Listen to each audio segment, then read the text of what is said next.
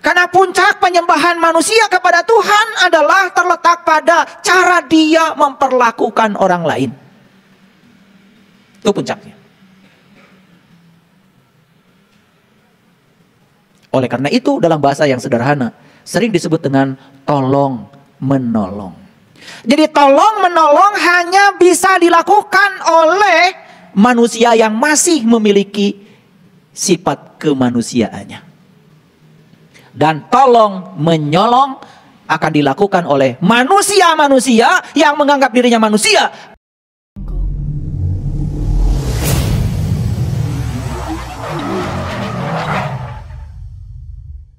Tak masalah. Itulah sang pencipta. Paham? Gimana cara menyerahkannya? Diselidiki, ya di mana masalah teh? Ternyata sakit hati saya bukan salah orang. Tapi saya menginginkan orang memuji saya. Ketika orang tidak melakukan itu, maka saya sakit hati. Jadi sumber masalahnya bukan orang. Sumber masalahnya adalah pikiranmu. Pikiranmu lah yang telah menciptakan masalah. Begitu dikembalikan ke situ, bebas. Geuning lu salah teh, uing.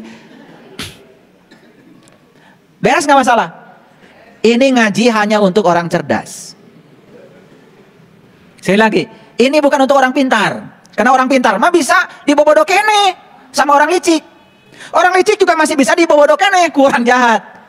Betul nggak? Orang cerdas mah moal bisa dibobodo. Ari pintar di mana pintar? Mati sekolah disebutnya intelektual. Ari cerdas di mana? Cerdas itu dari kesadaran spiritual. Jadi jangan dikira loh, yang sekolah sudah mencapai tingkat akademik yang paling tinggi itu cerdas, belum tentu. Secara intelektual mungkin saja dia punya banyak pengetahuan, tetapi dari sisi kesadaran boleh diuji. Makanya banyak yang sekolahnya tinggi, tetapi dalam prak-prakan kehidupan mah teu lulus. Sekolah tinggi tapi tetap mencuri, namanya korupsi. Kenapa orang korupsi? Karena dia merasa kekurangan. Kenapa merasa kekurangan? Karena dia serakah. Kenapa serakah? Karena tidak merasa berkecukupan. Kenapa tidak merasa berkecukupan? Karena dia goblok. Awas ya, ini nggak kasar. Bahasa Inggris ya. Awas, saya tidak ngomong bahasa lain. Bahasa Inggris. Paham? Awas ya, jangan salah tangkap. Jadi kalau ada orang yang dengan ceramah saya sakit hati, ya jelas dia goblok. Bahasa Inggris lagi. Kalau yang dinamis, go public, go internasional, go terbuka, nggak akan sakit hati.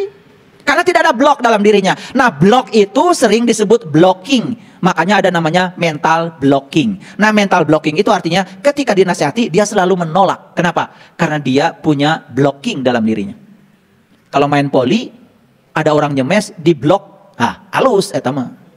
Ame balik deui bolana. Tapi kalau dinasihati di blok, kamu akan kehilangan kesempatan untuk menjadi orang yang sadar. Banyak kak yang dinasihati cari-cari pembenaran? Banyak kak? Baik kalau gitu, di mana padang Arafah? Di tempat di mana Allah menunjukkan dirinya. Allah sudah kasih alamat tadi. Oke, oleh karena itu mari kita buka. Mohon dihidupkan dulu infokusnya. Lihat dulu semuanya ke sini. Semuanya supaya sadar. Karena judul ceramahnya adalah menyadari padang Arafah dalam diri. Sama sekali saya tidak bicara padang Arafah yang di luar diri. Bukan urusan saya. Oke? Baik, kita lihat ayat ini.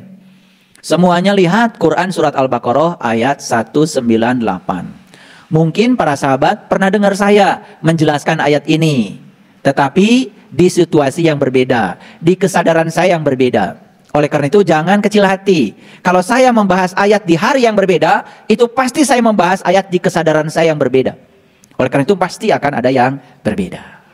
Ya, lihat sekarang. Saya akan bacakan perlahan. Saya akan terjemahkan dalam bahasa yang kalian mengerti.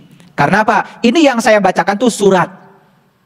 Surat itu harus dibaca dan dimengerti isi suratnya. Bukan sekedar dibaca.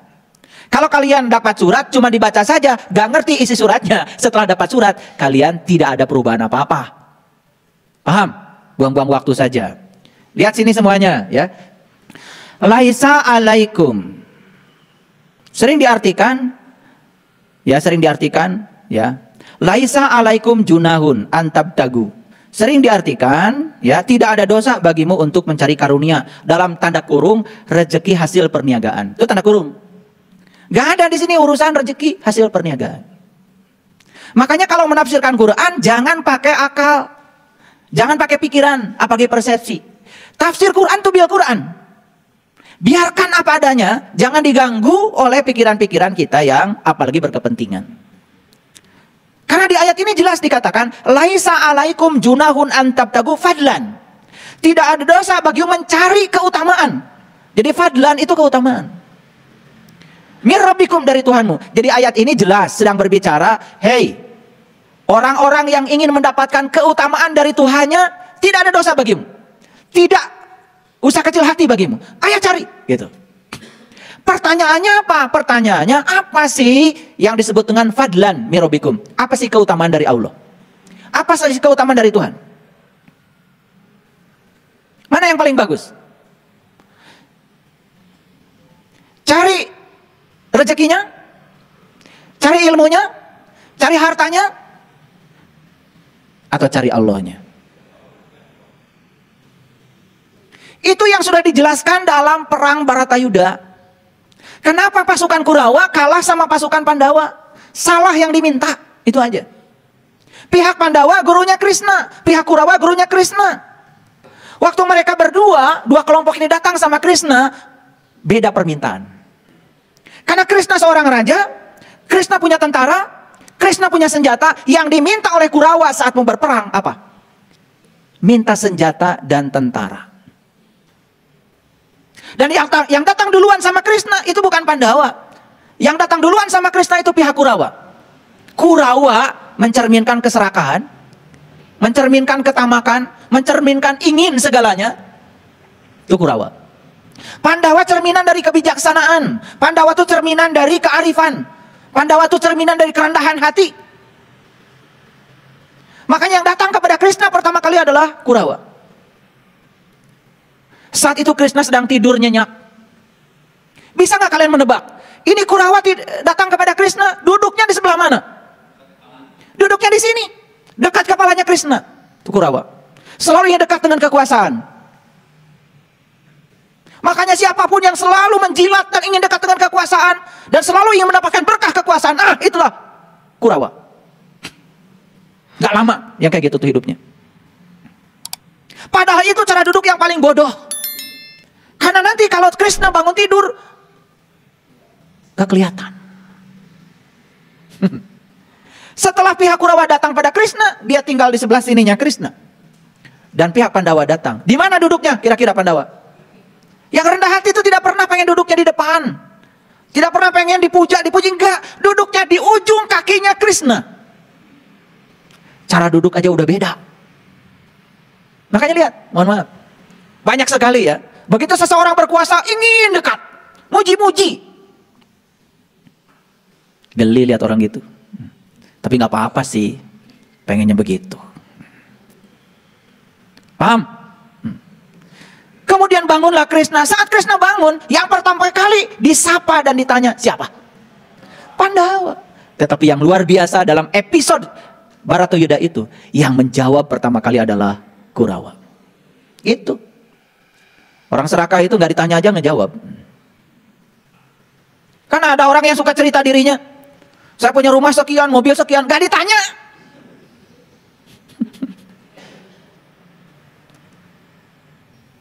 Makanya tidak perlu menjelaskan. Karena apa? Karena orang yang mencintaimu tidak perlu penjelasanmu. Dan orang-orang yang membencimu tidak percaya padamu. Makanya hidup itu jangan terlalu banyak menjelaskan. Kalau menjelaskan sama orang yang dicintai nggak penting. Karena tanpa penjelasan tetap aja mereka mencintai kita. Kalau kita menjelaskan pada orang yang membenci kita juga nggak penting. Karena yang membenci kita tetap nggak percaya sama kita. Jadi buat apa menjelaskan? Jadi bagusnya kan pengajiannya juga ditutup aja. Biar tidak ada penjelasan. Betul nggak? Gimana kalau kita akhiri aja sampai di sini? Baik. Begitu Krishna bangun, yang pertama kali disapa adalah Pandawa. Tetapi yang jawab Kurawa. Di situ juga sudah kelihatan. Jadi episode Baratayuda itu sebetulnya bukan cerita nyata di masa lalu.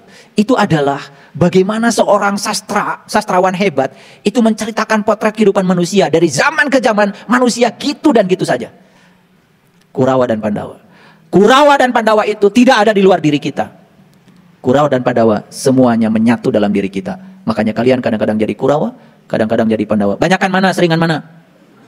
Ya udah pasti. Gak usah ditanya sebetulnya. Jadi perang Baratayuda yang sebenarnya itu adalah di padang Kuruksetra. Padang Kuruksetra itu jasmani kita di sini. Itu yang menyebabkan kenapa kita terhambat untuk bisa menyadari keberadaan padang Arafah dalam diri. Kenapa terlambat? Kenapa terlambat wukuf? Kenapa?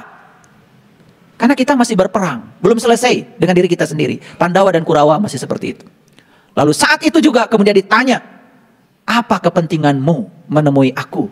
Kata Krishna. Yang pertama kali menjawab dan presentasi adalah Kurawa. Tuan Guru yang mulia, kedatangan kami di sini, kami mau meminjam seluruh tentaramu dan seluruh senjata yang kau miliki. Oh, keserakahan. Karena dia berpikir kalau tentaranya Krishna diambil semua sama Kurawa, senjata Krishna diambil sama Kurawa, dia akan menang perang. Itulah kebodohan. Karena dia berpikir di level materi. Pihak Pandawa berpikir sudah di level energi. Setelah selesai, dan Krishna mengatakan silahkan seluruh tentaraku milik Kurawa. Seluruh senjata yang ada di gudang yang dijaga tentaraku miliknya Kurawa. Yang terakhir Krishna berbicara kepada Pandawa. Apa kata Krishna? Seluruh senjata dan tentara sudah diambil oleh kakakmu. Dan satu-satunya yang tertinggal adalah aku. Apa kata Pandawa? Justru itu yang aku butuhkan. Cukuplah Tuan Guru menjadi sais. Pintar? Pintar apa tidak? Pintar. Kalau Krishna di pihak Pandawa, jadi saisnya Pandawa, naik kereta kerajaan.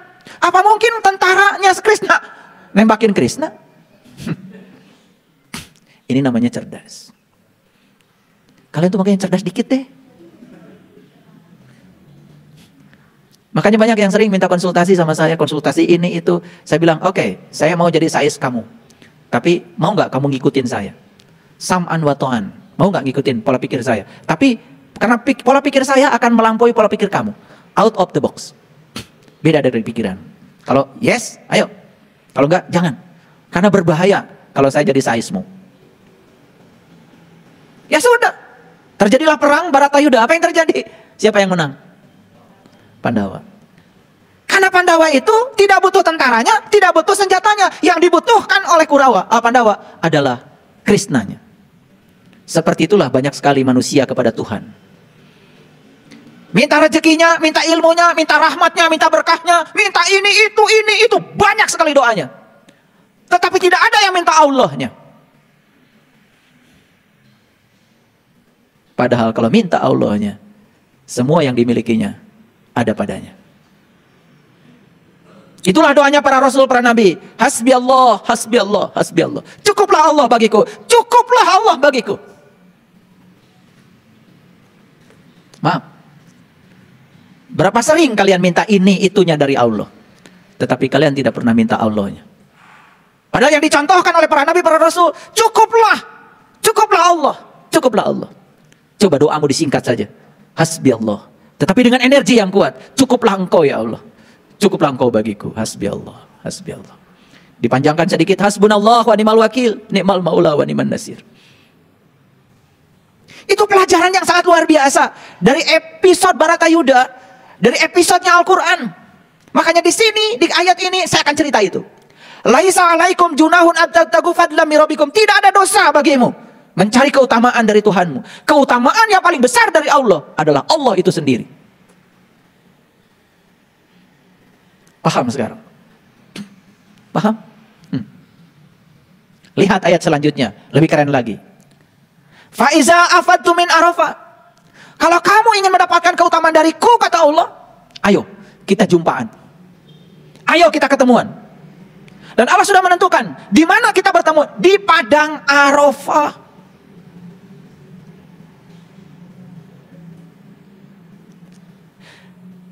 Di padang pengenalan. berkata, wa huwa ma'akum ainama kuntum. Aku selalu bersama kamu dimanapun kamu berada. Aku lebih dekat kepadamu melampaui dekatnya urat nadi lehermu. Bahkan aku tidak pernah jauh dari dirimu. Walau sedetik pun.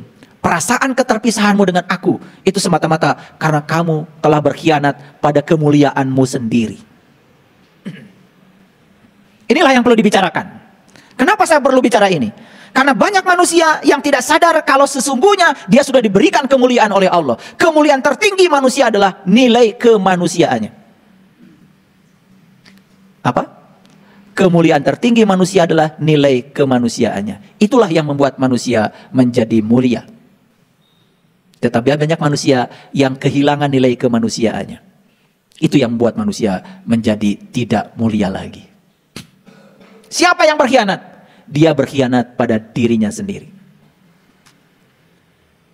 Karena manusia sudah keluar dari pagarnya sendiri.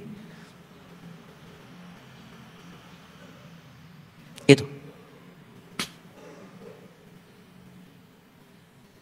Jadi kenapa di semesta ini terjadi bencana? Dari mana bencana? Awas, bencana datang dari alam.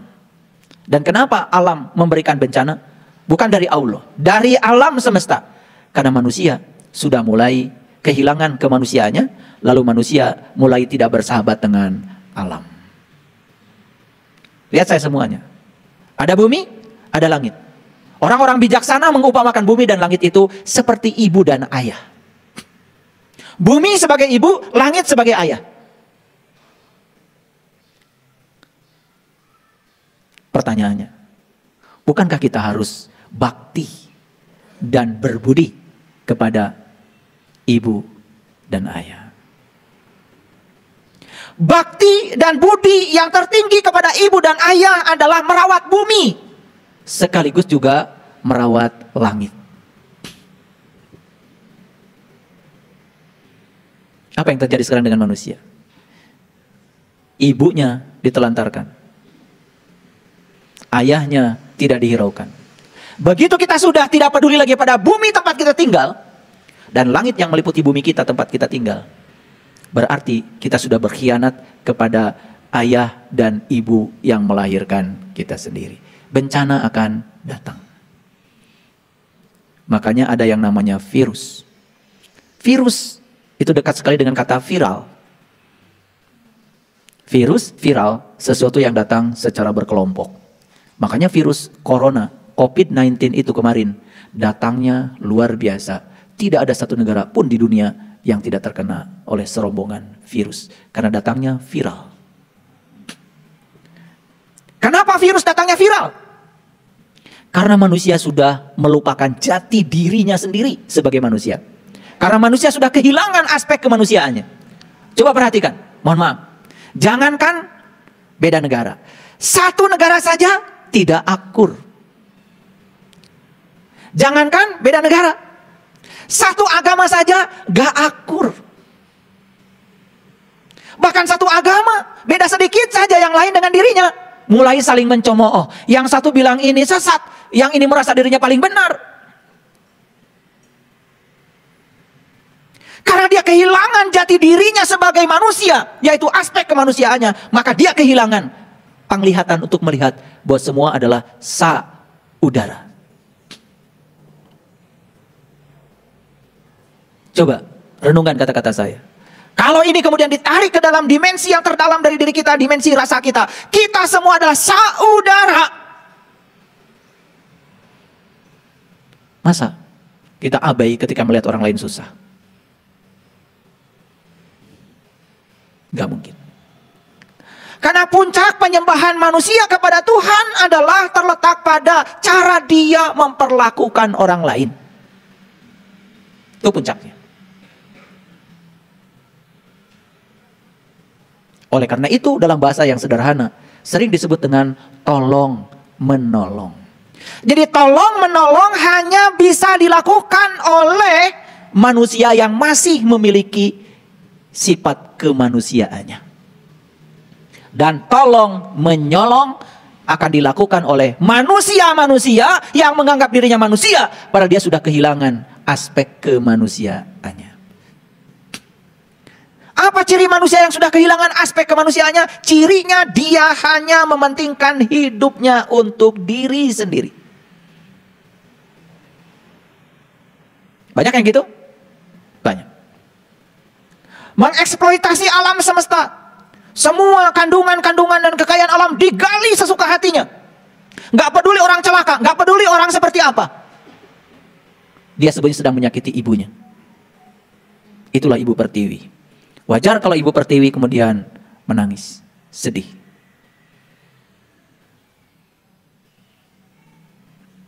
Kita nggak sadar bahwa semua unsur-unsur yang melekat di tubuh kita adalah unsur-unsur yang ada di bumi kita. Setuju? Dan kita dengan bumi yang diinjak-injak oleh kita ini sebetulnya sama. Semua unsur-unsur yang ada di bumi lewat makanan diangkut ke dalam tubuh kita. Jadi darah, jadi daging, jadi tulang, jadi saraf, jadi otakmu. Semua berasal dari unsur-unsur yang ada di bumi ini.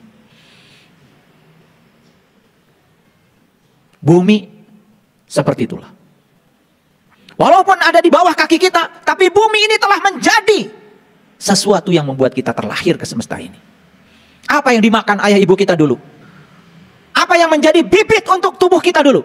Satu sel dari ayah, satu sel dari ibu, sel sperma, sel telur, semua unsur-unsur dari saripati yang berasal dari bumi. Makanya kita sering disebutkan oleh Quran, kita ini berasal dari tanah.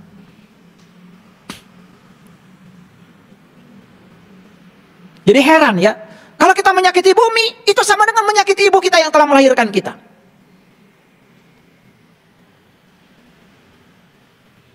Saya bicara ibu jauh lebih luas dari sekedar ibu yang melahirkan tubuh jasmani kita. Kita bicara ibu dalam konteks yang lebih luas lagi.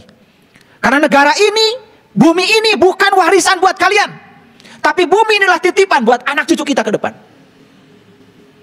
Adakah yang berpikir kalau bumi ini adalah titipan? Bukan warisan buat kita.